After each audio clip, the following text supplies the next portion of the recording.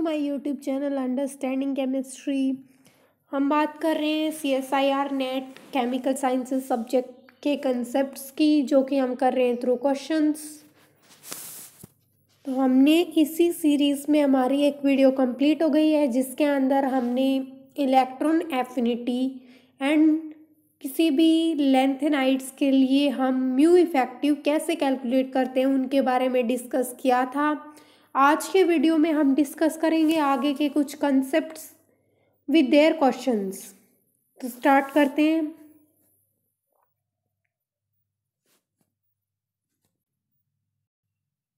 आज ये देखो क्वेश्चन है हमारे पास कि out of following statements which is regarding dissociative substitution in octahedral transition metal complexes.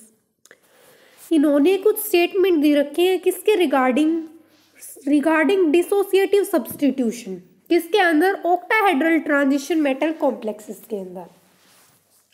तो सबसे पहले हम बात करते हैं कि ऑक्टाहेड्रल ट्रांजिशन मेटल कॉम्प्लेक्सेस के अंदर डिसोसिएटिव सब्स्टिट्यूशन कैसे कैसे होता है।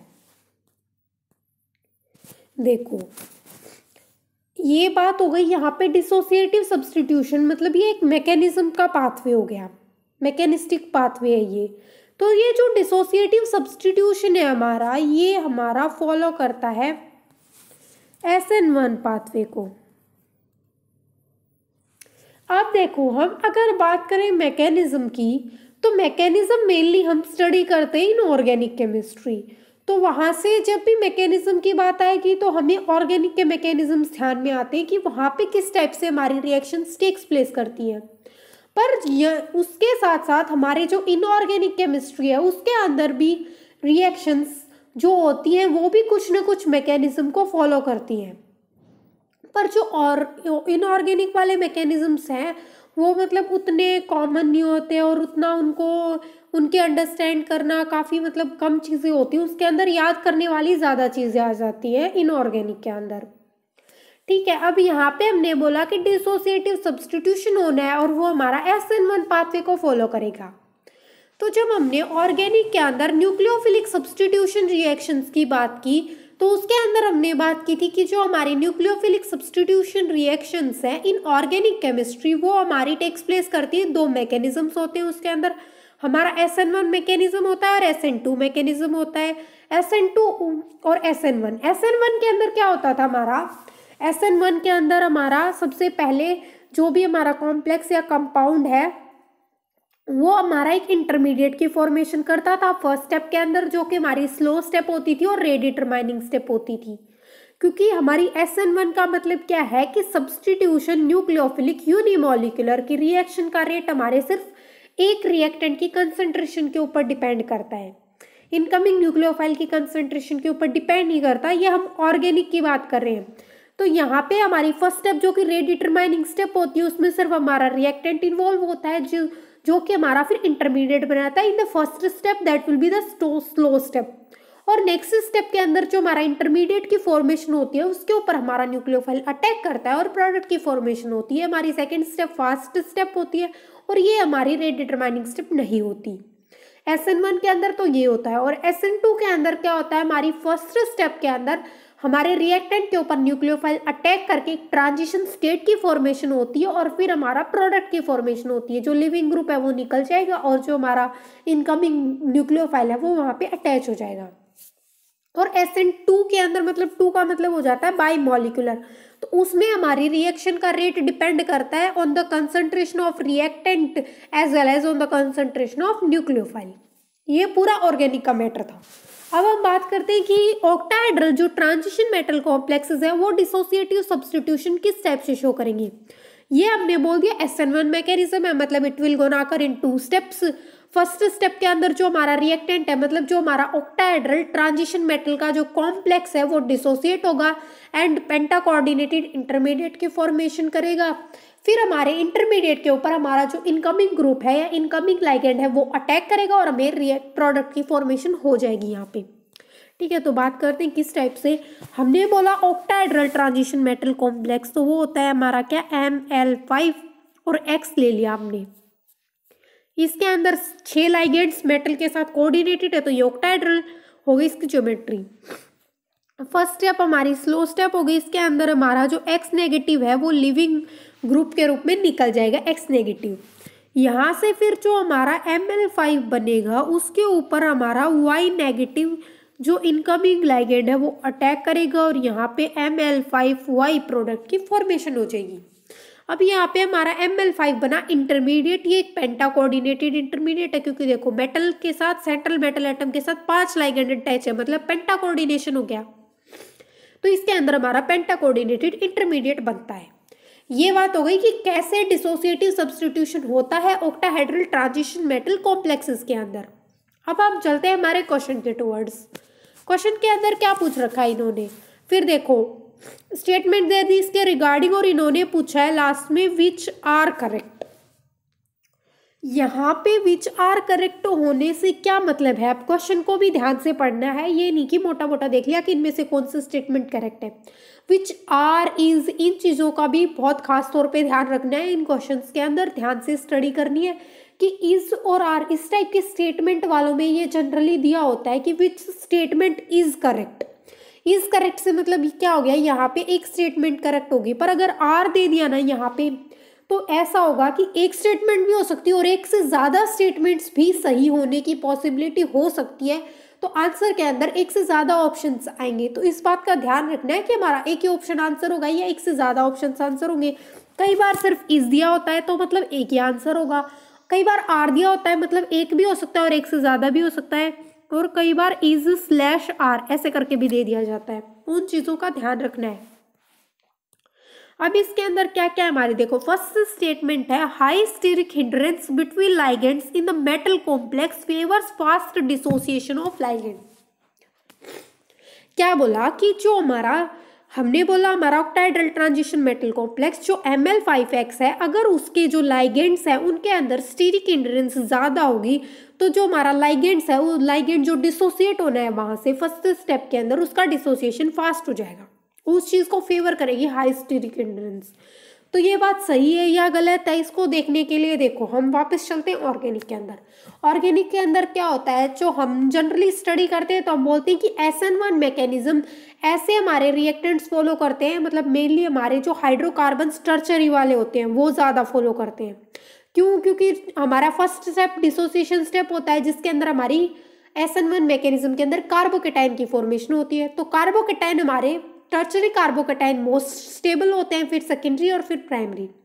तो उस कार्बोकेटाइन की स्टेबिलिटी भी डिसाइड करती है कि हमारा किस टाइप से मैकेनिज्म अकर करेगा। अगर वहाँ पे बहुत ही स्टेबल कार्बोकेटाइन बन रहा है तो वो हमारे SN1 पाथवे को फेवर करता है, ठीक है। तो ये कब बनेगा टर्चरी कार्बोकेटाइन, जब हमारा रिएक्टेंट टर्चरी होगा। और टर्चरी होने का मतलब क्या है, एक तो देखो कार्बन के साथ सिर्फ हाइड्रोजन्स अटैच्ड होती है तो वो तो हमारा क्या होगी, उसके अंदर हमारी स्टेरिक हिंड्रेंस कम होती है। देखो कार्बन के साथ हमारे 3 हाइड्रोजन अटैच है, एक तो 3 हाइड्रोजन स्मॉल ग्रुप है, और अगर इसके साथ में हाइड्रोजन की जगह पे अगर 3 मिथाइल ग्रुप अटैच है तो मिथाइल ग्रुप हमारा एक बल्कि ग्रुप है और कार्बन के सराउंडिंग 3 मिथाइल ग्रुप, मतलब वहाँ पे स्टेरिक हिंड्रेंस बढ़ रही है। तो अगर टर्चरी वाले कार्बोकेटाइन्स मतलब जो टर्चरी रिएक्टेंट्स हमारे वो SN1 के अंदर ज़्यादा स्टेबल होते हैं, SN1 के टुवर्ड्स ज़्यादा वो होते हैं। तो अगर हमारे टर्चरी वाले जिनके अंदर स्टेरिक हिंड्रेंस ज़्यादा होती है वो SN1 के टुवर्ड्स ज़्यादा वो होते हैं, तो वही चीज़ यहाँ पे काम करेगी कि जितनी ज़्यादा स्टेरिक हिंड्रेंस होगी उतना ही वो फेवर करेगा उसका डिसोसिएशन को, उतना ही ज़्यादा एक दूसरे को रिपेल करेंगे वो, और जो हमारा लाइगेंड डिसोसिएट होना है वो इजीली डिसोसिएट हो जाएगा। तो इसका मतलब क्या हो गया भाई, हमारी ये स्टेटमेंट करेक्ट है। पर यहाँ पे बोल रखा है विच आर करेक्ट, तो एक से ज्यादा करेक्ट होंगी। अब यहाँ तक देख के हम छोड़ नहीं सकते कि हाँ हमें तो हमारा ऑप्शन मिल गया, तीनों ऑप्शंस कुछ भी हो हमें क्या फर्क पड़ता है। तो ऐसा नहीं करना है, हमें आगे वाले ऑप्शंस को भी स्टडी करना पड़ेगा कि क्या पता हमारा आर दे रखा है यहाँ पे, क्या पता तीनों गलत भी हो, पर तीनों में से कोई और सही भी हो सकता है, तो हम रिस्क नहीं ले सकते ऐसे। फिर नेक्स्ट है देखो, increased charge on metal atom या ion of the complex favours the acceptance of electron pair of entering ligand. जो हमारा लाइगेंड एंटर करता है वो हमारा क्या करता है, इलेक्ट्रॉन्स, लाइगेंड क्या करते हैं, मेटल एटम को लाइगेंड्स इलेक्ट्रॉन डोनेट करते हैं। तो जो हमारा इनकमिंग लाइगेंड है वो इलेक्ट्रॉन डोनेट करेगा, तो उसके एक्सेप्टेंस को क्या बढ़ा रहे हैं कि अगर हम मेटल एटम या आयन के ऊपर चार्ज ज़्यादा है तो नहीं, ऐसा कुछ नहीं है, वो चार्ज वगैरह कुछ फेवर नहीं करता, ठीक है। तो ये स्टेटमेंट हमारी गलत है। नेक्स्ट है penta coordinated intermediate is observed. हाँ, Ml5 हमारा पेंटा कोऑर्डिनेटेड इंटरमीडिएट और उसकी फॉर्मेशन होती है, तो ये हमारी स्टेटमेंट करेक्ट है। फिर नेक्स्ट स्टेटमेंट है nature of entering ligand significantly influence the reaction. Reaction को इन्फ्लुएंस करने का मतलब क्या है कि हमारे एक तो रिएक्शन का रेट क्या होगा, उस वे में इन्फ्लुएंस की जा सकती है रिएक्शन, या फिर हमारा जो प्रोडक्ट बनेगा उसकी फॉर्मेशन को इन्फ्लुएंस किया जा सकता है। तो इसने बोला जो एंटरिंग लाइगेंड है उसकी नेचर, नहीं, एंटरिंग लाइगेंड की नेचर हमारी रिएक्शन को कोई इन्फ्लुएंस नहीं करती। रिएक्शन के अंदर जो प्रोडक्ट फॉर्मेशन होगी वो भी हमारी डिपेंड करती है हमारे इंटरमीडिएट के ऊपर।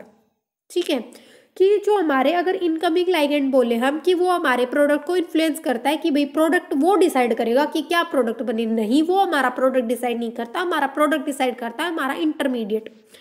जैसे हमने यहाँ पे बात की ना कि हमारा इंटरमीडिएट है Ml5, तो Ml5 ये पेंटा कोऑर्डिनेटेड इंटरमीडिएट है, तो ये हमारा प्रोडक्ट की ज्योमेट्री डिसाइड करता है। देखो पेंटा कोऑर्डिनेशन के अंदर ये हमारा पायरामिडल ज्योमेट्री भी शो कर सकता है, ट्राइगोनल बाइपैरामिडल इंटरमीडिएट की फॉर्मेशन भी कर सकता है।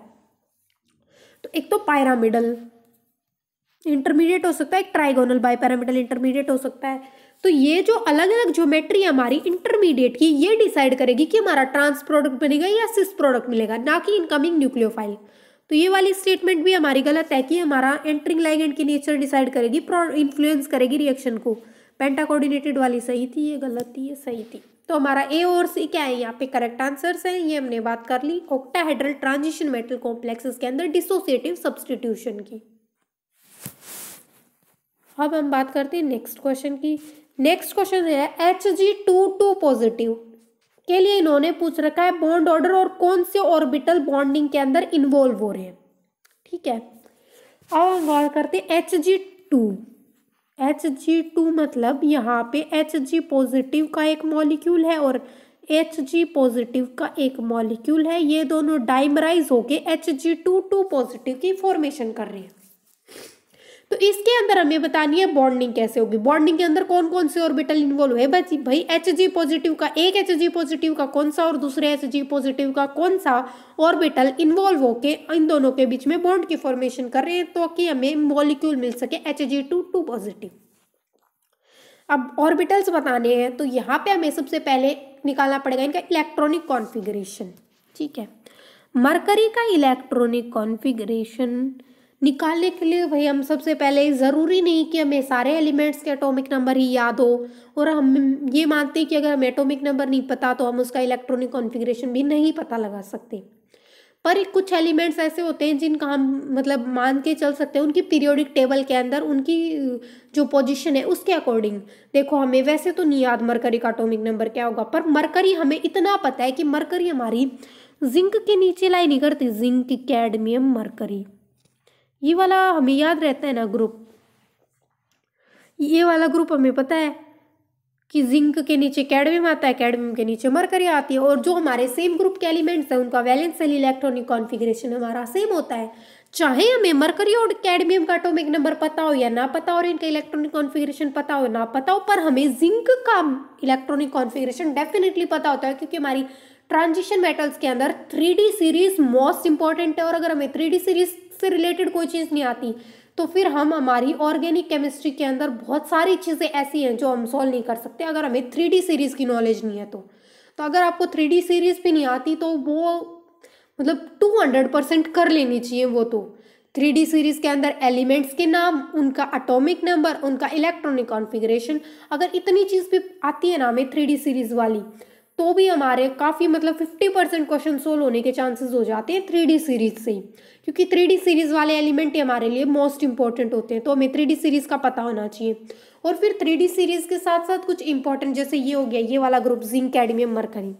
अब जिंक का पता है हमें, जिंक क्या होता है हमारा, जिंक का वैलेंस सेल इलेक्ट्रॉनिक कॉन्फ़िगरेशन क्या होता है हमारा, ये हमें पता है कि भाई इसके अंदर D10 इलेक्ट्रॉन्स होते हैं और हमारी 6s2 और 5d10,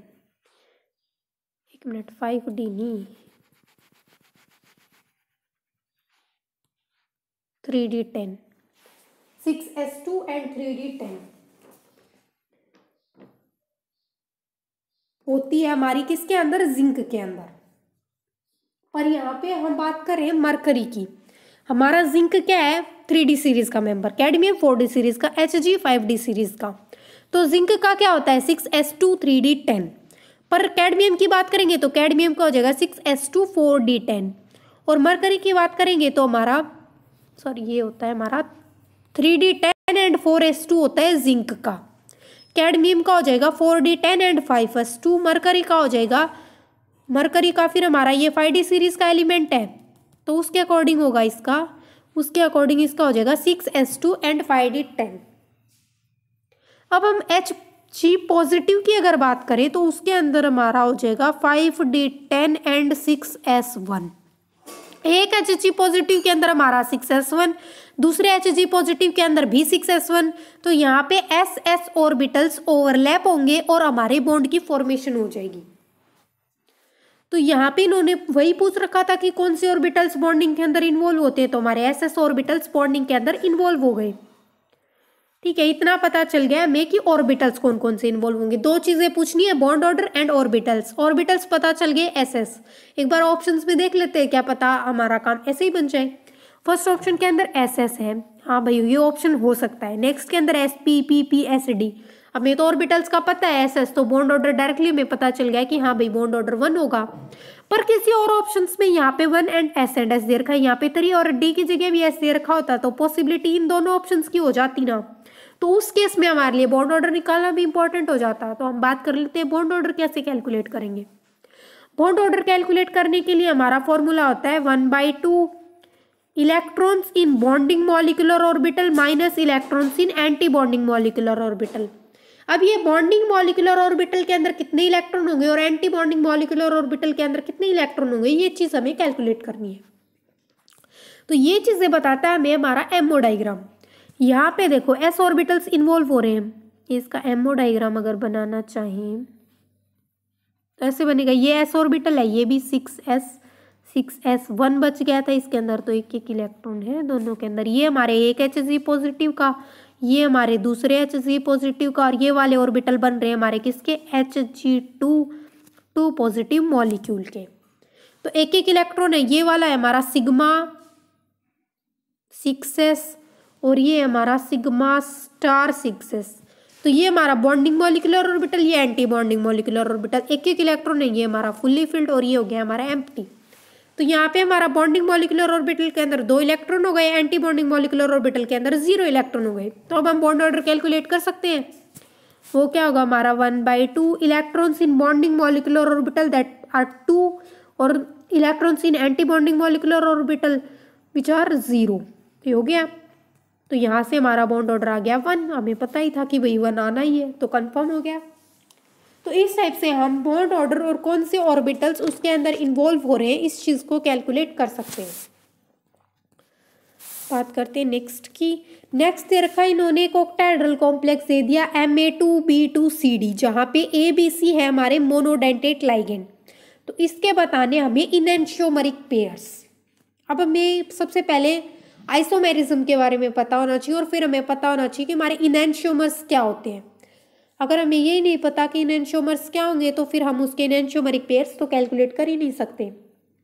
तो हमारे आइसोमेरिज्म जो कोऑर्डिनेशन कंपाउंड्स के अंदर होता है वो 2 टाइप से होता है, एक तो ज्योमेट्रिकल आइसोमेरिज्म होता है, एक ऑप्टिकल आइसोमेरिज्म होता है। ज्योमेट्रिकल के अंदर हम बात करते हैं सिस एंड ट्रांस आइसोमर की, और ऑप्टिकल आइसोमर्स क्या होते हैं जिन कंपाउंड्स का same molecular same structural formula होता है, पर वो जो प्लेन पोलराइज्ड लाइट है उसको डिफरेंट डायरेक्शन के अंदर रोटेट करें। तो ऐसे कंपाउंड्स को हम बोलते हैं ऑप्टिकली एक्टिव कंपाउंड्स, और वो शो करते हैं हमारे ऑप्टिकल आइसोमेरिज्म। अब ऑप्टिकली एक्टिव किसी भी कंपाउंड के होने के लिए उसके अंदर 2 चीजें होनी जरूरी होती हैं। एक तो उसके अंदर प्लेन ऑफ सिमेट्री नहीं होना चाहिए और एक उसके अंदर कायरल कार्बन प्रेजेंट होना चाहिए, तभी हमारा वो कंपाउंड क्या होता है ऑप्टिकली एक्टिव होता है। तो यहाँ पे बात हो रही है हमारी ऑक्टाहेड्रल कॉम्प्लेक्सेस की। ऑक्टाहेड्रल कॉम्प्लेक्सेस हमारे ज्योमेट्रिकल और ऑप्टिकल दोनों टाइप के आइसोमेरिज्म शो करते हैं। अब उसके अंदर हम बात करेंगे कि हमारे इनएंशियोमर्स क्या होंगे। इनएंशियोमर वो होते हैं हमारे जो ऐसे ऑप्टिकली एक्टिव होने चाहिए, एक तो वो फर्स्ट थिंग, और वो क्या बनाते हैं non super imposable mirror image बनाए। देखो ऑप्टिकली एक्टिव होने चाहिए। ऑप्टिकली एक्टिव होने के लिए एक तो उसके अंदर कायरल कार्बन प्रेजेंट होना चाहिए और एक उसके अंदर क्या होनी चाहिए कि कोई भी प्लेन ऑफ सिमेट्री प्रेजेंट नहीं होना चाहिए, वो एब्सेंट होना चाहिए। ये दो कंडीशन हो गई। और फिर इनैंशियोमर्स हमारे वो होते हैं जो non super imposable mirror image बनाए, कि मिरर इमेज तो बने उसकी और वो non super imposable mirror image बने। सुपर इम्पोजेबल का मतलब क्या है कि वो एक चीज दूसरी चीज के ऊपर रख दे तो वो भी उसको बिल्कुल ढक ले, उसके ऊपर सेम आए, ठीक है। तो non super imposable mirror image बननी चाहिए। जैसे हमारे हाथ है, दोनों हाथ एक दूसरे की मिरर इमेज होते हैं और अगर एक हाथ को हम दूसरे हाथ के ऊपर रखेंगे तो वो सुपर इम्पोजेबल है। जहाँ पे थंब आना चाहिए वहाँ पे थंब, जहाँ पे फिंगर्स हैं स्मॉल फिंगर जहाँ पे आनी चाहिए वहाँ पे वो आ रही है दोनों हाथों की, तो वो सुपर इम्पोजेबल हो गई। मिरर इमेज होनी चाहिए पर सुपर इम्पोजेबल भी नहीं होनी चाहिए। तो हमारे जो मेनली सिस आइसोमर्स होते हैं ना वो हमारे ऑप्टिकली एक्टिव होते हैं क्योंकि उनके अंदर कोई भी प्लेन ऑफ सिमेट्री प्रेजेंट नहीं होता। तो ये जो हमारा है Ma2B2CD, तो इसके अंदर हमारे दो इनैंशियोमर्स के पेयर शो करता है। ये दो कैसे, देखो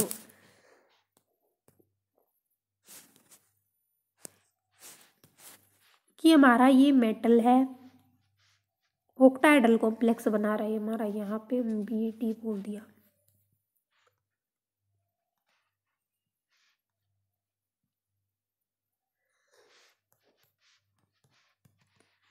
ये हो गया हमारी एक अरेंजमेंट।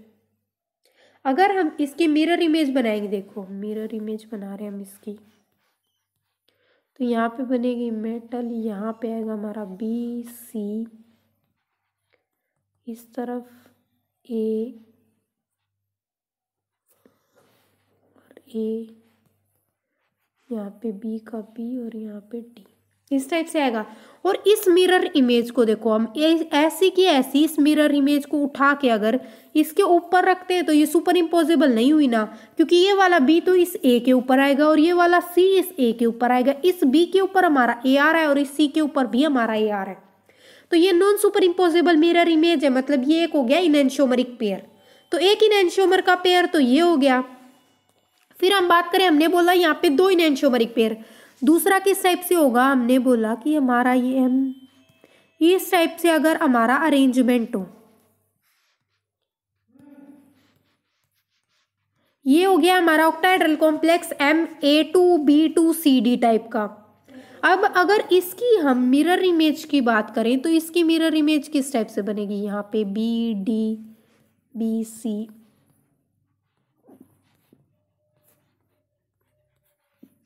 ये बनेगी इसकी मिरर इमेज। ये भी non super imposable mirror image है क्योंकि अगर इसको हम उठा के यहाँ पे रखेंगे तो A के प्लेस पे B आएगा, B के प्लेस पे A आएगा, तो ये सुपर इम्पोजेबल नहीं है।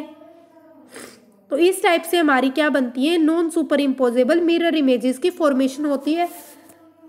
इसीलिए हमारे क्या होंगे, दो इनैंशियोमरिक पेयर शो करेगा हमारा ऑक्टाहेड्रल कॉम्प्लेक्स Ma2B2CD।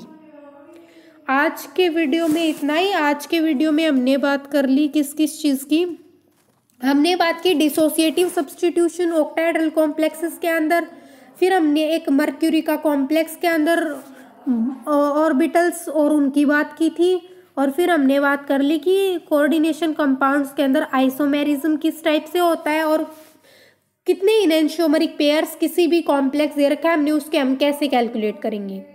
ठीक है, तो आज के वीडियो में इतना ही। अगर आपको इसके अंदर कोई भी डाउट हो तो आप कमेंट्स में पूछ सकते हैं। Thank you.